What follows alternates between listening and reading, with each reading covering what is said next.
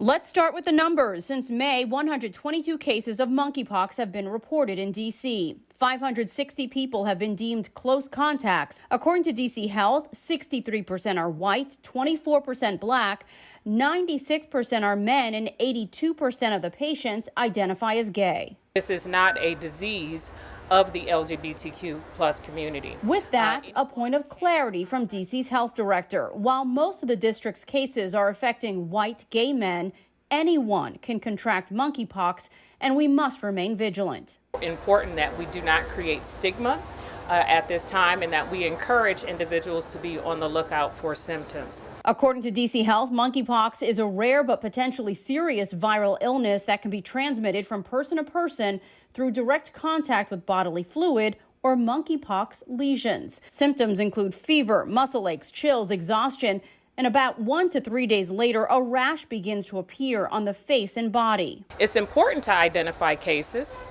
of monkeypox very early because that's one of the best ways for us to prevent ongoing spread. The district launching a new website, preventmonkeypoxdc.gov, and encouraging members of the LGBTQ plus community to register for a vaccine. Right now, the city has received 8,300 vaccines with another 4,000 doses scheduled to arrive next week. The federal distribution is based on the number of cases.